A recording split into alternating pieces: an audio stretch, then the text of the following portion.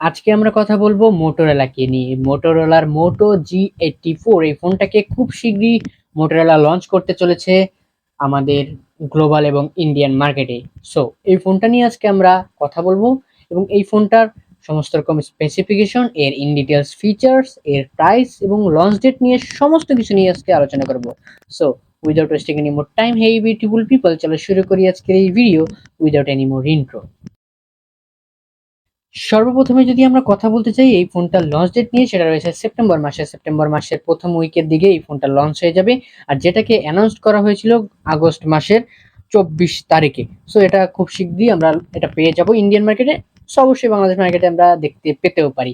এবং তার পাশাপাশি যদি আমরা কথা বলি এই ফোনটার ডিজাইন এবং বিল্ড নিয়ে, তার পাশাপাশি যদি কথা বলি ফোনটার থিকনেস এবং ওয়েট নিয়ে, সেখানে আমরা পাচ্ছি এই ফোনটার থিকনেস রয়েছে 7.6 মিলিমিটার এবং এর ওয়েট রয়েছে 166.8 গ্রাম। মানে একদমই হালকা ফুলকা একটা ফোন আমরা পাচ্ছি এবং তার পাশাপাশি থিকনেসও একদমই ঠিকঠাক রয়েছে। এবং তার পাশাপাশি যদি আমরা কথা বলি এই ফোনটার ডিজাইন নিয়ে, সেখানে আমরা পাচ্ছি প্লাস্টিক ফ্রেম এবং প্লাস্টিক ব্যাগ, তার পাশাপাশি আরেকটি রয়েছে ইকো লেদার।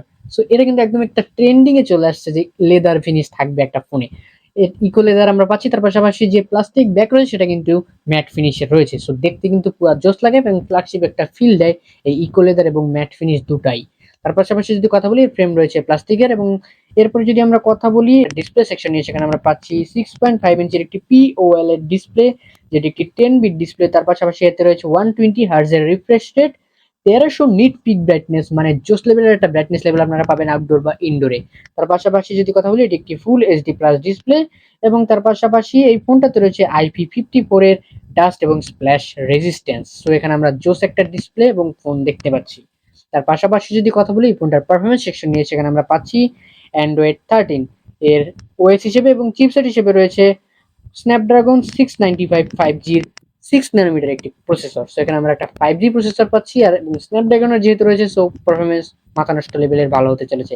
তার পাশাপাশি যদি কথা বলি এতে রয়েছে জিপিইউ হিসেবে অ্যাড্রিনো 619 এবং এর পাশাপাশি এটি একটি অক্টা করের প্রসেসরওয়ালা ফোন রয়েছে। তার পাশাপাশি যদি আমরা কথা বলি র্যাম রোম সেকশন নিয়ে, সেখানে আমরা দেখতে পাচ্ছি 8 256 জিবি এবং 12 256 জিবির দুইটি র্যাম ভেরিয়েন্ট। এবং তার পাশাপাশি এর স্টোরেজ রয়েছে UFS 2.2 এর সাপোর্টে। তো এখানে জোস লেভেলের একটা র্যাম রম সেকশন আমরা দেখতে পাচ্ছি। তার পাশাপাশি যদি কথা বলি ফোনটার ক্যামেরা সেকশন নিয়ে, সেখানে আমরা পাচ্ছি 50 মেগাপিক্সেলের f1.9 অ্যাপারচারের একটি ক্যামেরা, আর যাতে রয়েছে ওয়াইএস। এবং তার পাশাপাশি 8 মেগাপিক্সেলের আর একটা আল্ট্রা ওয়াইড আমরা এখানে দেখতে পাচ্ছি। এবং কোনো রকম ডেপথ ম্যাক্রো এরকম কোনো সেন্সর আমরা পাচ্ছি না, কারণ এই ফোনটার ব্যাক ক্যামেরাতে রয়েছে দুইটি সেন্সর, মানে দুইটি ক্যামেরা এই ফোনটাতে আমরা পাচ্ছি রেয়ার প্যানেল। এবং তার পাশাপাশি এর ফ্রন্টে রয়েছে 16 মেগাপিক্সেলের f2.5 অ্যাপারচারের একটি ক্যামেরা, এবং যেটি ফুল এইচডি প্লাসে ভিডিও করতে পারে এবং এর ব্যাক ক্যামেরাও ফুল এইচডি প্লাস, মানে 1080p 30fps ভিডিও শুট করতে পারে। তার পাশাপাশি যদি কথা বলি ফোনটাতে আপনারা লাউড স্পিকার পাচ্ছেন, মানে স্টেরিও স্পিকার পাচ্ছেন, 3.5 এর অডিও জ্যাক পাচ্ছেন এবং তার পাশাপাশি আন্ডার ডিসপ্লে ফিঙ্গারপ্রিন্ট পাচ্ছেন এবং সমস্ত রকম পোর্ট এন্ড বাটন এই ফোনটাতে আপনারা দেখতে পারবেন। তার পাশাপাশি যদি কথা বলি ফোনটার ব্যাটারি সেকশনে, সেখানে আমরা পাচ্ছি 5000 mAh এর একটি বিগ ব্যাটারি, আর যাকে পাওয়ার দিচ্ছে 30 ওয়াটের একটি ফাস্ট চার্জার। এবং তার পাশাপাশি যদি এই ফোনটার কালার সেকশন নিয়ে কথা বলি, সেখানে আমরা অনেকগুলো কালার পাচ্ছি। সেখানে পাচ্ছি Marsh mallow blue, midnight blue, Viva magenta, dark red, এরকম অনেকগুলো কালার। সো এখানে আমরা অনেকগুলো কালার সেকশন যেহেতু পাচ্ছি, সো আপনার পছন্দের একটি আপনি নিয়ে নিতে পারবেন।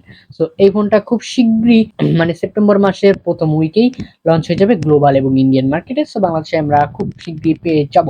তার পাশাপাশি যদি কথা বলি ফোনটার প্রাইস সেকশন নিয়ে, সেখানে প্রাইস এখনো পর্যন্ত এটার লিক্স বা অ্যানাউন্স করা হয়নি। এই ফোনটার প্রাইস সম্ভবত ধরা হচ্ছে 25,000 টাকার আশেপাশে হবে ইন্ডিয়ান মার্কেটে। সো বাংলাদেশে আসলে অবশ্যই 30,000 টাকার আশেপাশে থাকবে। সো এটি একটি মিড রেঞ্জ ফোন হওয়ার পরেও এটা কিন্তু একদম ফ্ল্যাগশিপ কিলার লেভেলের একটা ফিল দিচ্ছে। সো এই ফোনটা আপনার কেমন লাগলো এবং আজকের এই ভিডিও কেমন লাগলো অবশ্যই কমেন্ট করে জানাতে পারেন। দেখা হবে নেক্সট ভিডিওতে নতুন কিছু নিয়ে। Till then stay well, stay safe and be happy. Chill bro.